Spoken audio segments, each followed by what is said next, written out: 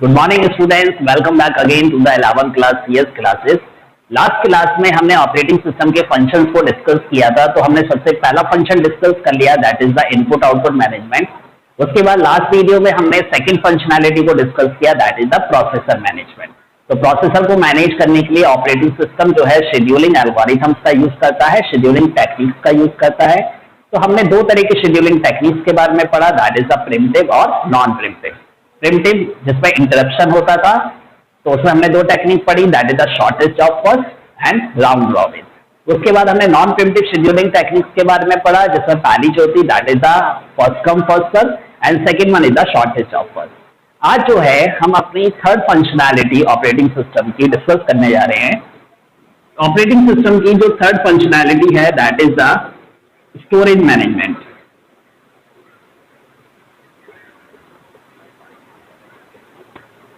अब operating system storage का means होता है मेमोरी को किस तरह से मैनेज करता है। तो सबसे पहले हमें मेमोरी का आर्किटेक्चर समझना है। हमारी जो मेमोरी होती है that is in the form of circular disc. अगर हम हार्ड डिस्क की बात करते हैं, यहाँ जो मेमोरी होती है वो स्पाइरल फॉर्म में होती है। अगर हम इस स्पाइरल को स्ट्रेट करते हैं, यानी इसको स्ट्रेट आउट करते हैं, खोलते हैं, तो उस कंडीशन में आपको यहाँ छोटे छोटे ब्लॉक्स दिखाई देते हैं। जैसा आप लोगों ने अगर कैसेट देखी हो तो कैसेट के रील में आपको छोटे छोटे ब्लॉक्स दिखाई देते हैं। बिल्कुल उसी तरह यहाँ छोटे छोटे ब्लॉक्स आपको कुछ दिखाई देंगे and that blocks are known as the memory blocks. इन ब्लॉक्स को हम मेमोरी ब्लॉक्स कहते हैं। ये मेमोरी ब्लॉक्स हैं जहां हमारा डेटा स्टोर होता है। और ये जो मीडियम है that is the magnetic medium. तो हमारा डेटा मैग्नेटिक मीडियम में स्टोर होता है और मेमोरी ब्लॉक में स्टोर होता है। दूसरी चीज, हर एक मेमोरी की एक लोकेशन होती है। मान लीजिए इसकी लोकेशन 1000 है, तो इसकी लोकेशन 1001 है, 1002 है, 1003 है एंड सो ऑन। हर एक मेमोरी ब्लॉक इतना छोटा होता है वो एक सिंगल वैल्यू को स्टोर कर सकता है। दैट वैल्यू इज आइदर 0 और आइदर 1, यानी ये एक बिट को स्टोर कर सकता है।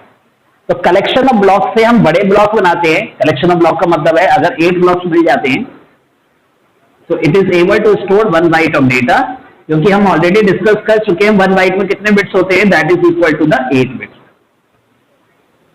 तो इन मेमोरी ब्लॉक्स में हम डेटा को स्टोर कर सकते हैं इन द फॉर्म ऑफ बिट्स और बाइट्स। अब बात करते हैं ऑपरेटिंग सिस्टम की। ऑपरेटिंग सिस्टम स्टोरेज को किस तरह से मैनेज करता है। तो यहां पर हम स्टोरेज को मैनेज करने की बात कर रहे हैं। यहां बात कर रहे हैं हम प्राइमरी मेमोरी की। प्राइमरी मेमोरी का मीन्स है, हम यहां बात कर रहे हैं रैम की। जैसा कि हम सब लोग जानते हैं हमारे सिस्टम में रैम जो होती है वो लिमिटेड होती है। किसी में 2 GB है, किसी में 4 GB है, किसी में 8 GB है। और हम जो फंक्शनैलिटी कराते हैं, यानी जो फंक्शन परफॉर्म कराते हैं सिस्टम में, वो अकॉर्डिंग टू रैम होता है, रैम कैपेसिटी। जैसे अगर मैं ग्राफिक्स बेस्ड कोई गेम प्ले कर रहा हूँ तो उसके लिए कम से कम 4 GB की रैम होनी चाहिए। 2 GB की रैम पर वो हैंग होना शुरू कर देगा या फिर रन नहीं होगा। तो उसी तरह यहाँ पर रैम की भी कैपेसिटी होती है। लेकिन अगर कोई प्रोग्राम एक पर्टिकुलर टाइम पीरियड के लिए रन होता है और उसे उतनी रैम की रिक्वायरमेंट है जितनी रैम आपके सिस्टम पर अवेलेबल नहीं है, तो उस कंडीशन में ऑपरेटिंग सिस्टम आपकी जो हार्ड डिस्क है, जिसे हम सेकेंडरी मेमोरी कहते हैं, उसका एक छोटा सा पोर्शन ऐसे रैम अवेलेबल कराते हैं उस पर्टिकुलर इंस्टेंट पर, उस पर्टिकुलर पॉइंट पर, ताकि वो प्रोसेस रन हो जाए। इसके लिए स्टोरेज मैनेजमेंट के लिए ऑपरेटिंग सिस्टम एक टेक्निक का यूज करता है। That technique is known as the paging and segmentation. Paging and segmentation. अब paging and segmentation technique basically work इस तरह से करती है। सपोज करो बेटा ये आपकी रैम है, ये एक प्रोसेस है P1 प्रोसेस। इस P1 प्रोसेस को हमने क्या किया, ये सपोज करिए P1 प्रोसेस जो है इसको 2 GB की रैम की रिक्वायरमेंट है या 2.1 GB की रैम की रिक्वायरमेंट है। तो उस कंडीशन में इस P1 प्रोसेस को हमने n नंबर ऑफ प्रोसेस में डिवाइड कर दिया। सब प्रोसेस में ये P प्रोसेस है, इसको मैंने P1, P2, P3 till Pn number of process में डिवाइड कर दिया। अब यहां पर क्या होता है, जो आपकी रैम है उस रैम को, यानी उसके मेमोरी ब्लॉक्स को हम छोटे छोटे ब्लॉक्स में डिवाइड कर देते हैं, पार्ट में डिवाइड कर देते हैं और इन पार्ट्स को हम कहते हैं पेजेस। क्या कहते हैं? पेजेस कहते हैं। अब सपोज करिए P1 प्रोसेस एग्जीक्यूशन में जा रही है। या P1 जो है, अब ये इतनी छोटी प्रोसेस है जिसके लिए एक पेज सफिशिएंट होता है एग्जीक्यूशन के लिए।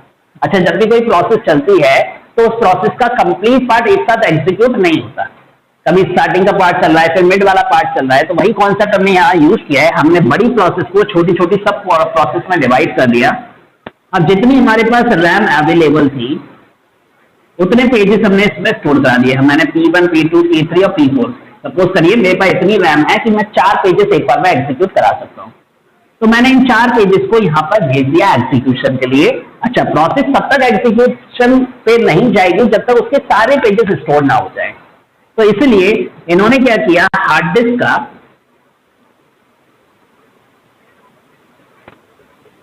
एक छोटा सा पोर्शन रिजर्व कर लिया, that is work as a RAM, जिसे हम रैम की तरह वर्क कराते हैं, और इसको भी पेजेस में डिवाइड कर रखा है। तो बाकी के जो पेजेस हैं यानी P5, P6, P7 से लेकर Pn तक n नंबर ऑफ पेजेस जो है हमने यहाँ पर स्टोर करा दिए। तो इस पेजेस की फॉर्म में मेमोरी को प्रोसेस को स्टोर कराने की वजह से इस टेक्निक को हम पेजिंग कहते हैं। अब बात आती है सेगमेंटेशन का मीन्स क्या है, रिप्लेसिंग का मीन्स क्या है। अब सपोज करिए P1 प्रोसेस एग्जीक्यूशन के लिए चल रही है, जैसे ही P1 का एग्जीक्यूशन कंप्लीट हुआ उसके बाद P2 प्रोसेस एग्जीक्यूशन के लिए चलेगी। जैसे ही P2 प्रोसेस का एग्जीक्यूशन चल रहा है, अब P1 का काम कंप्लीट हो चुका, तो हम P1 को कहां भेज देंगे, P1 को हम भेज देंगे यहां पर, और जो P5 प्रोसेस है उसको मैं यहां रिप्लेस कर दूंगा, यानी ये दोनों प्रोसेस जो है एक दूसरे से स्वैप हो जाएंगी। तो P5 जो है यहां आ जाएगी। जैसे P2 का एग्जीक्यूशन कंप्लीट होगा, P3 का एग्जीक्यूशन स्टार्ट होगा, तो P2 प्रोसेस जो है वो यहां से रिप्लेस हो जाएगी, यानी स्वैप हो जाएगी। P2 का कंप्लीट हो चुका, P6 यहां आ जाएगी। जैसे P3 का एग्जीक्यूशन कंप्लीट होगा और P4 का एग्जीक्यूशन शुरू होगा, P3 को भी हम रिप्लेस करके हार्ड डिस्क में भेज देंगे, तो P3 यहां आ जाएगी और P7 यहां आ जाएगी।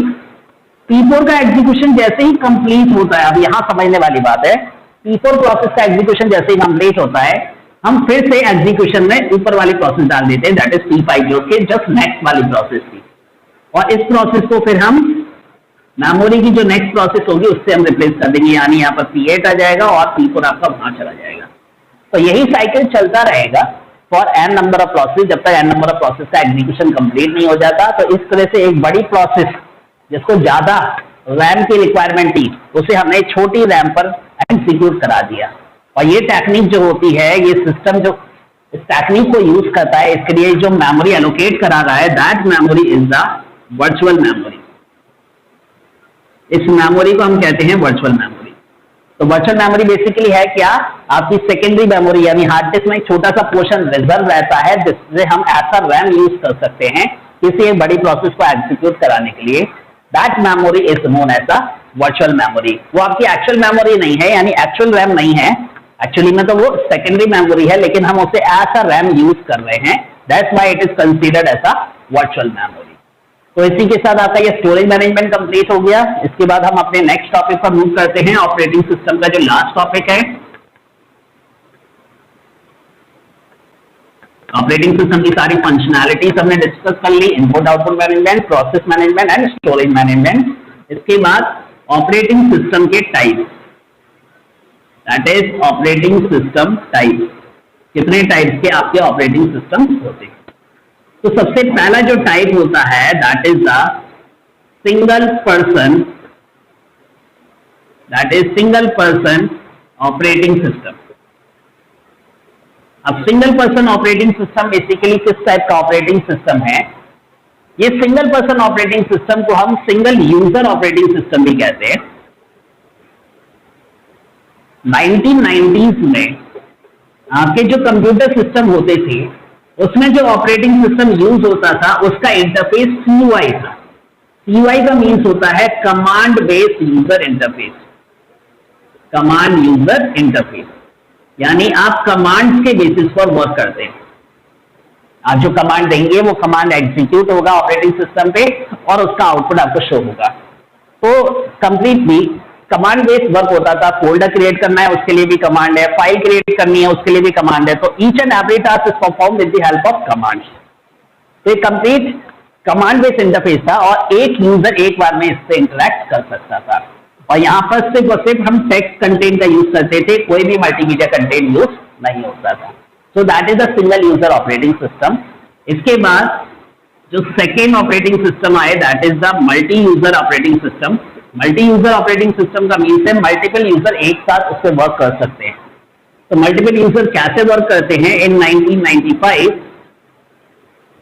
After launching the graphical user interface operating system, that is graphical user interface, ऐसे ऑपरेटिंग सिस्टम जिसका इंटरफेस यानी जो व्यू है वो ग्राफिक बेस्ड है, जैसे कि विंडो ऑपरेटिंग सिस्टम 1995 के दौरान ही लॉन्च हुआ था, जिसमें ग्राफिक्स थे, आइकन्स थे, लोगोस थे, फोल्डर्स थे, मेन्यूज थे, उनका यूज करके हम अपने टास्क को इजीली परफॉर्म कर सकते हैं as comparison to the command.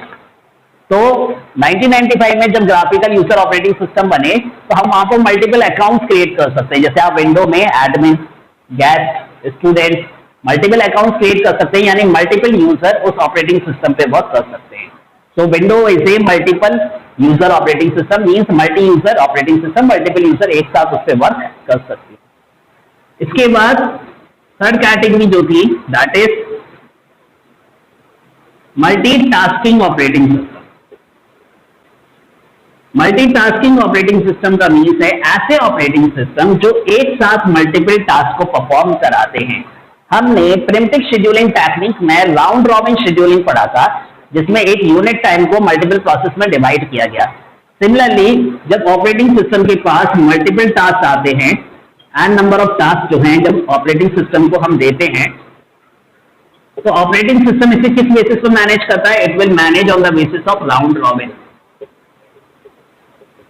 ये क्या करेगा? एक यूनिट टाइम देगा, यूनिट टाइम पहले T1 को देगा, जैसे 5 मिनट उसने T1 को एग्जीक्यूट किया, फिर next 5 minute T2, then T3 till Tn। उसके बाद फिर यही साइकिल रिपीट होता रहेगा जब तक सारी प्रोसेस अपना एग्जीक्यूशन कंप्लीट नहीं कर लेती। तो मिनट्स तो मैंने बहुत ज्यादा बता दिया। ऑपरेटिंग सिस्टम प्रोसेसर के साथ मिलकर इस काम को मिली सेकेंड्स में या नैनो सेकेंड्स में परफॉर्म करता है।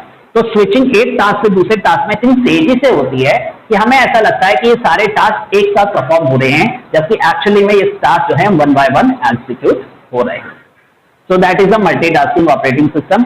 इसके अलावा कुछ और ऑपरेटिंग सिस्टम के टाइप्स हैं जिसे हम नेक्स्ट क्लास में डिस्कस करेंगे, and after that such unit will be complete and we will start the next unit. Thank you.